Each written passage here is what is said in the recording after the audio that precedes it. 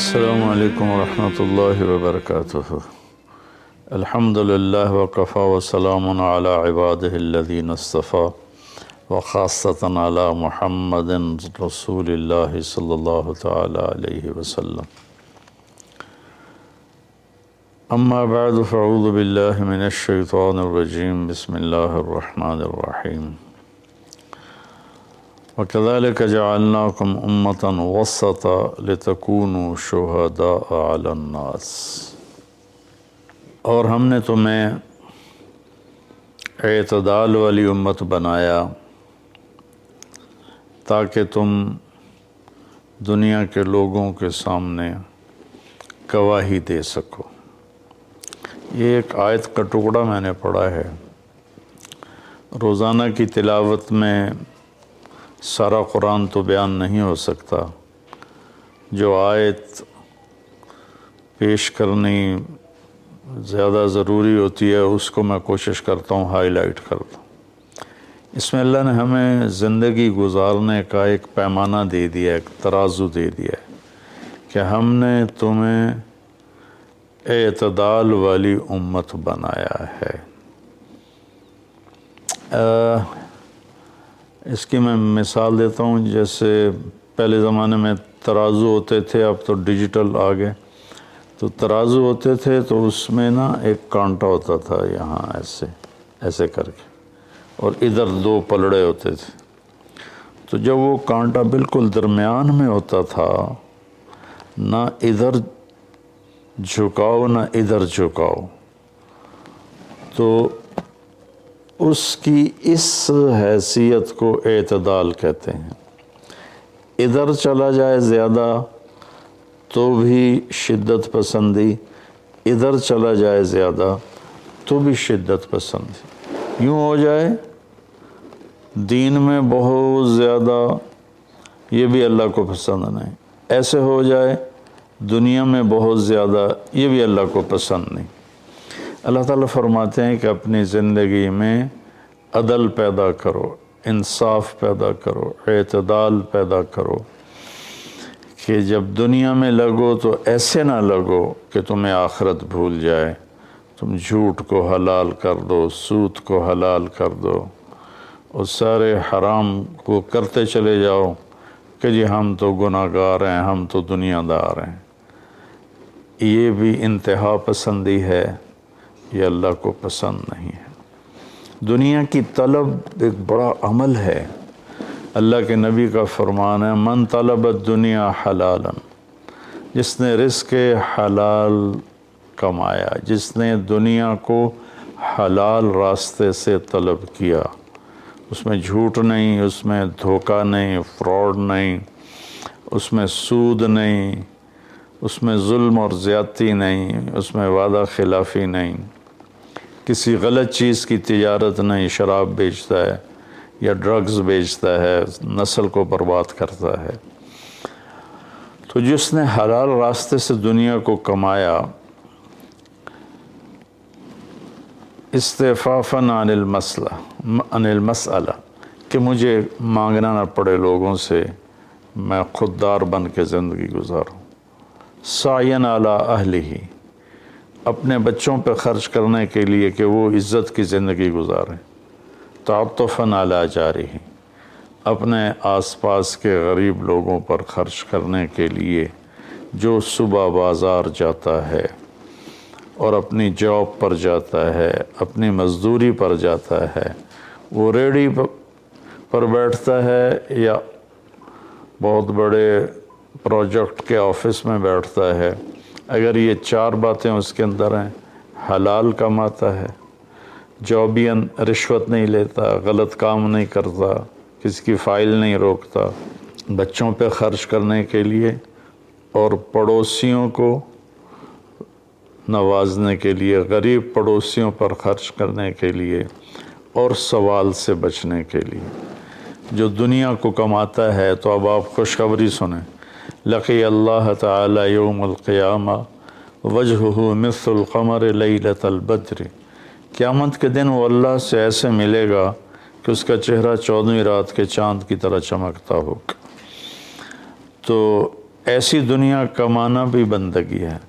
ریاکاری کے نفل پڑھ رہا ہو تو وہ جہنم ہے، اور ان 4 شرطوں کے ساتھ دکان پہ بیٹھا ہو، آفس میں بیٹھا ہو، ریڈی پہ بیٹھا ہو تو وہ جنت کا راستہ ہے، اللہ کو اتنا پسند ہے، کیونکہ اس میں درمیانی راستہ ہے، اعتدال والا راستہ ہے۔ اب اس میں انتہا پسندی کیا ہے؟ دوسری حدیث پیش کرتا ہوں۔ تعس عبد الدینار وعبد الدرہم وعبد القطیفہ، تعس وانتکس وإذا شیک فلن تقش، ان اعطی رضی وإن لم يعط سخط۔ آپ نے فرمایا دینار کا چاہنے والا، دینار کا غلام چاہت تو سب کی ہے، سونے کا غلام ہلاک ہو جائے، چاندی کا غلام ہلاک ہو جائے۔ اللہ نے کائناتی معیشت کو، اکانومی کو سونے چاندی کے گرد گھمایا ہے، یہ اللہ کی اپنی قدرت ہے۔ تو اب یہ انتہا پسندی آ رہی ہے، جس نے آپ نے کہا ہلاک ہو جاتا ایسا کون؟ عبد الدینار، سونے کا غلام، چاندی کا غلام، اور زیب و زینت کا غلام، اسیسریز کا غلام، کہ حلال رزق میں ایسی نہیں مل رہا تو چلو کوئی ڈنڈی مار لو، کوئی رشوت لے لو، کوئی جھوٹ بول کے سودا بیچ لو، یہ ہے۔ تو اس کے لیے آپ نے بد دعا فرمائی۔ یہ بخاری شریف کی روایت ہے، آپ رحمت اللہ علیہ عالمین ہو کر آپ بد دعا فرما رہے ہیں کہ ایسے لوگ، چونکہ یہ لوگ جب دنیا میں جاتے ہیں تو اوروں کے حقوق مارتے ہیں، اوروں جو رشوت لیتا ہے وہ رشوت دینے والا پتہ نہیں کن مشکلوں سے اپنے کام کے لیے پہنچا ہوتا ہے، جس کو یہ دھوکہ دے کے مال بیچ دیتا ہے وہ پتہ نہیں کتنی مشکلوں سے پیسہ بنا کے مال لینے آتا ہے، اس کو یہ 2 نمبر ٹکا دیتا ہے۔ اس لیے ان کے لیے بد دعا فرمائی کہ یہ معاشرے کے لیے ناسور لوگ ہیں، چاہے یہ کتنے ہی نامور ہوں، لیکن یہ معاشرے کے لیے ایک عذاب ہیں، ایک مصیبت ہے۔ تو دنیا میں بھی چلو تو درمیانہ راستہ اختیار کرو، اتنے نہ کھب جاؤ میرے بھائیو کہ ٹوائلٹ میں بھی سودے ہو رہے ہوتے ہیں، پیشاب کرتے ہوئے۔ ابھی میں کراچی سے لوٹا تو لاہور ایئرپورٹ پر میں وضو کرنے گیا تو پیچھے جو پیشاب کرنے کی جگہ ہوتی، وہاں ایک آدمی کھڑا ہوا، گردن کے ساتھ اس نے موبائل پکڑا ہوا تھا اور بولے جا رہا تھا، بولے جا رہا تھا، بولے جا رہا تھا۔ یہ بھی کوئی زندگی نہیں ہے، کھانا بھی کھا رہے ہیں اور سودا بھی بیچ رہے ہیں اور پیمنٹ بھی لے رہے ہیں اور سودا کر بھی رہے ہیں اور ساتھ کھانا بھی کھا رہے ہیں۔ تو یہ تو کھانا زہر بن جاتا ہے، دماغ کی طرف سے آرڈر جاتا ہے کہ کھانا آ گیا ہے، تیار ہو جاؤ، معدے کو آرڈر ملتا ہے، ساتھ ہی فون کی گھنٹی بجتی ہے، فون اٹھاتا ہے تو آرڈر فون کی طرف چلا جاتا ہے، معدے کو آرڈر نہیں جاتا، غذا زہر بن جاتی ہے۔ تو ایسی دنیا کما کے کیا کرنا جس میں آپ کی صحت ہی برباد ہو جائے اور آپ اتنے مصروف ہو جائیں کہ گھر میں آ کر بھی کوئی بچوں سے دلچسپی نہیں، بس اپنے موبائل پر یا سودے کر رہے ہیں یا موبائل پہ کوئی گیمیں کھیل رہے ہیں یا کوئی مووی دیکھ رہے ہیں یا کوئی ڈرامہ دیکھ رہے ہیں۔ کتنی مائیں ہیں جو اس طرح اپنے بچوں کو جھٹک دیتی ہیں، وہ ڈرامہ دیکھ رہی ہوتی ہیں یا کوئی مووی دیکھ رہی ہوتی ہیں یا کوئی کلپ دیکھ رہی ہوتی ہیں، تو بچہ آتا ہے تو اس کو ہوں ہاں کر کے ٹال دیتی ہیں۔ میرے بھائیو، میری بہنوں، اپنی زندگی کو وہ درمیان میں لاؤ، درمیان۔ میں ایک آپ کو مثال دیتا ہوں،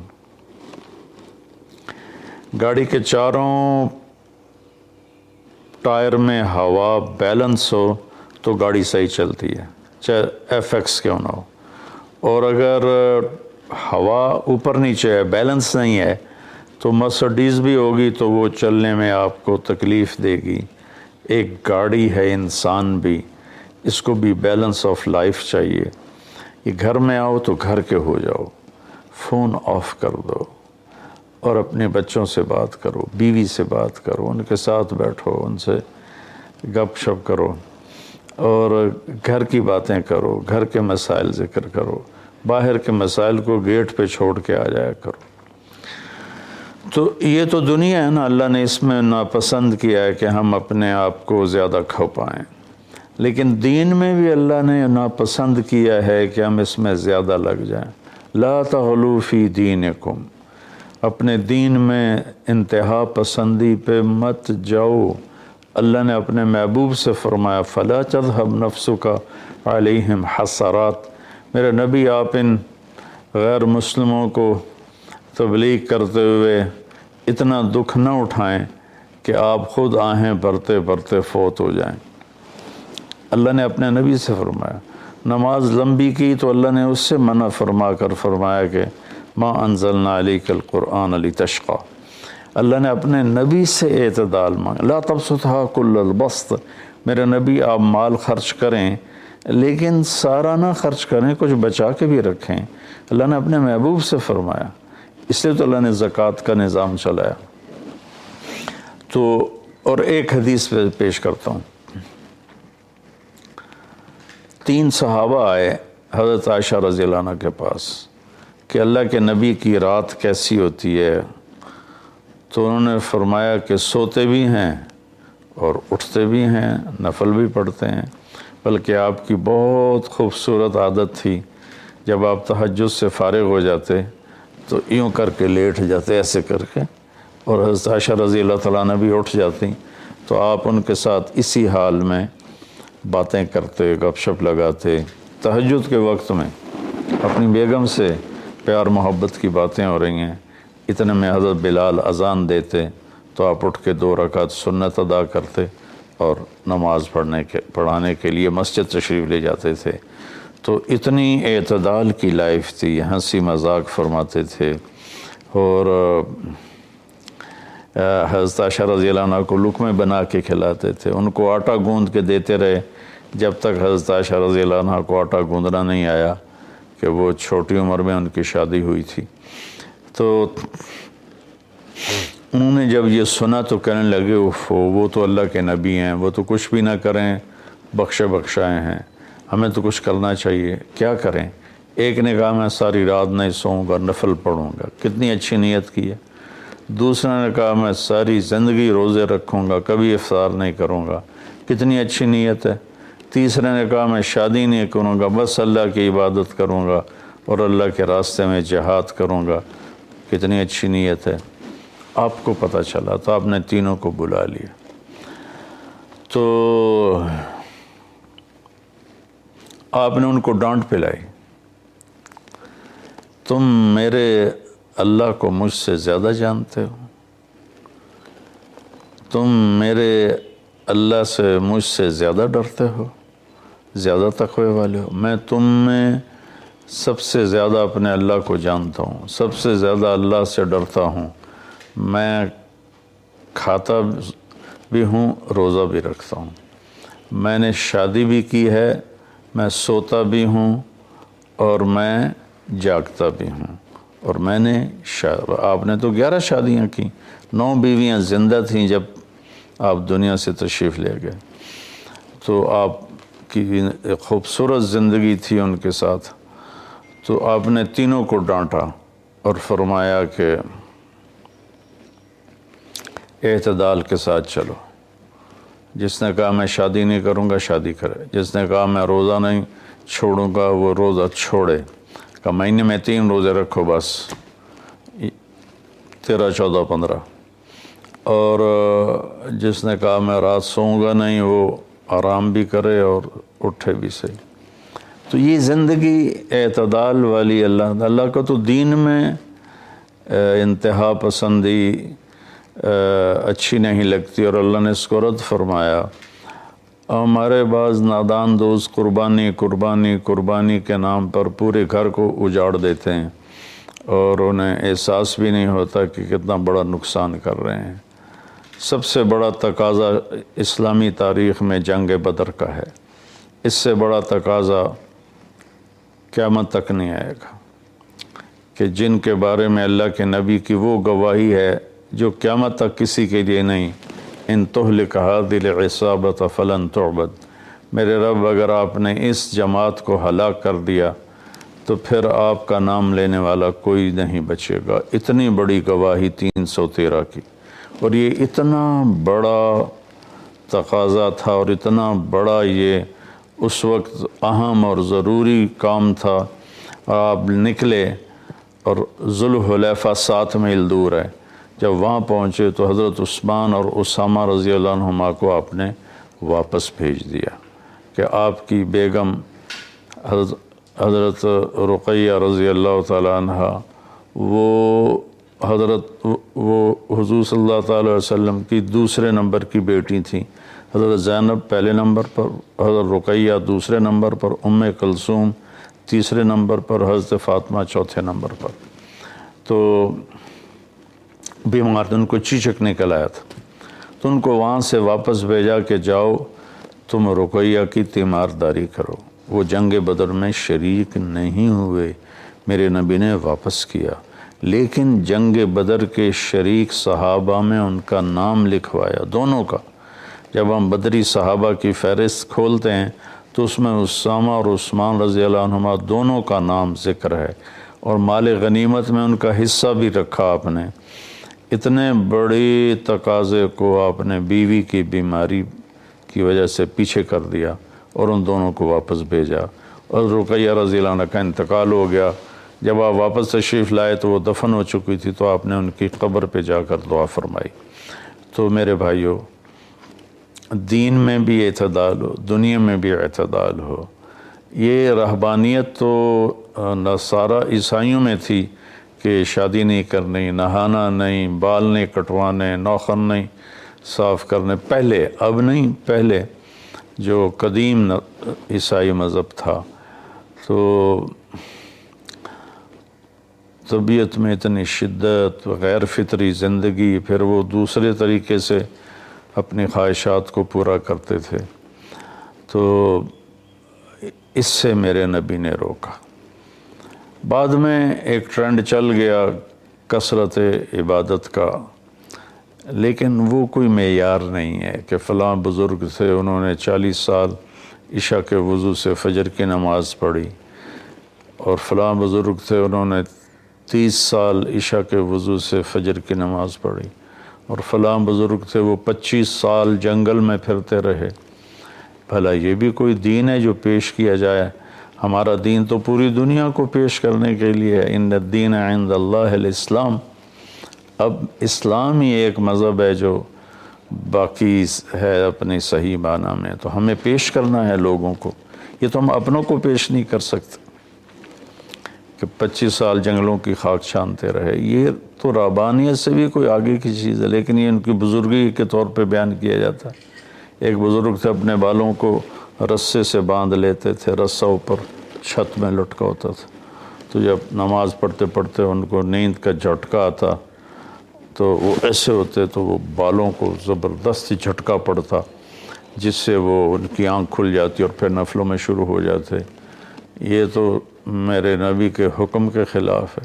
آپ نے فرمایا تم میں کوئی عبادت میں لگے جب تک وہ بشاشت ہے اور اس کو نیند نہیں، جب نیند کا سمجھے غلبہ ہو رہا ہے نفل چھوڑ کے جا کے سو جائے۔ تو بعد میں یہ ایسی چیزیں پیدا ہوئیں کہ سارا سال روزے رکھنا، اور کبھی ایسا کہ ساری رات جاگنا، یہ کوئی دین نہیں ہے، یہ وہ دین نہیں ہے جسے ہم پیش کر سکیں۔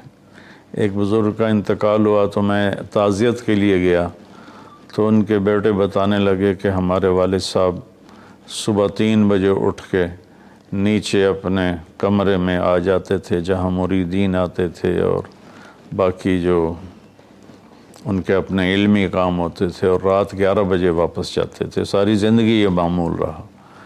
یہ کوئی قابل ذکر بات نہیں ہے جس کو ہم بطور ایک نمونہ پیش کریں۔ میرے نبی نے اپنی زندگی کو 4 حصوں میں تقسیم کیا ہوا تھا۔ ایک حصہ لوگوں کے لیے، ایک بیوی بچوں کے لیے، ایک اپنی ذات کے کاموں کے لیے۔ آپ اپنے کپڑے خود دھوتے تھے، 9 بیویاں تھیں، آپ اپنے کپڑے خود دھوتے تھے، اور ایک حصہ آپ نے رکھا ہوا تھا اللہ کے لیے۔ تو آپ سے زیادہ مشکل لائف کسی کی نہیں، آپ سے زیادہ بڑا ذمہ دار کائنات میں کوئی نہیں، آپ نے زندگی کو 4 حصوں میں ڈیوائڈ کیا ہوا تھا، تو اگر ہم دنیا میں لگتے ہیں تو حلال حرام بھول جاتے ہیں، جھوٹ سچ بھول جاتے ہیں، دھوکہ دیانت کو بھول جاتے ہیں، اور دین میں لگتے ہیں تو بچے بیوی بھول جاتے ہیں، اپنے کام کاروبار بھول جاتے ہیں۔ آپ دیکھیں اصحاب صفہ وہ تھے جن کا کوئی کام نہیں تھا، لیکن عشرہ مبشرہ میں سے ایک بھی اصحاب صفہ میں نہیں، خلفاء میں ایک بھی اصحاب صفہ میں نہیں، اور اصحاب صفہ کوئی دینی تقاضوں کے لیے فارغ نہیں بیٹھے تھے، اصحاب صفہ کا ٹھکانہ کوئی نہیں تھا۔ جب صدیقی دور میں ٹھکانے مل گئے تو اصحاب صفہ بھی ختم ہو گئے۔ تو بھائیو، میری گزارش ہے آپ سب کی خدمت میں کہ اعتدال کی زندگی گزارو، اللہ کے واسطے اعتدال کی زندگی گزارو۔ ایک صحابی آئے، بڑے مالدار تھے، کپڑے ان کے پرانے بھی تھے اور بڑے گھٹیا قسم کے تھے اور میلے بھی تھے۔ آپ نے ان سے فرمایا کیا ہوا، غریب ہو گئے ہو؟ کہا جی نہیں۔ آپ نے فرمایا تو اللہ نے جو تجھے دیا ہے تو چاہتا ہے کہ اللہ تیرے اوپر اس کا اثر دیکھے، اٹھو جا کے کپڑے تبدیل کر کے آؤ۔ آپ نے ان کو واپس بھیجا، ان کے کپڑے تبدیل کروائے۔ تو یہ کہ کسی کو اللہ رزق دیتا ہے، وہ اچھے کپڑے پہنتا ہے، اچھی سواری استعمال کرتا ہے، اچھے گھر میں رہتا ہے، اپنا کاروبار دیکھتا ہے، اس کو دنیا داری نہیں کہتے۔ دنیا داری تو جھوٹ اور فراڈ اور حرام اور رشوت، جتنے غلط راستوں سے جو جانا ہے کاروباری زندگی میں، یہ دنیا داری ہے۔ عبد الرحمن بن عوف رضی اللہ تعالیٰ عنہ نے وراثت میں اتنا سونا چھوڑا کہ بچوں میں تقسیم کرنے کے لیے وراثت کو کاٹتے کاٹتے آریاں ٹوٹ گئیں۔ 1000 گھوڑے، 10,000 بکریاں اور 1000 اونٹ، یہ مال مویشی ان کے پاس تھے، اور زمینیں الگ تھیں، لیکن وہ 10 بڑے صحابہ میں ہیں، ٹاپ 10 صحابہ میں ہیں۔ تو بھائیو، رمضان کا مہینہ ہے، اللہ سے مانگیں کہ اللہ ہمیں اعتدال والی زندگی نصیب فرمائے۔ السلام علیکم ورحمۃ اللہ۔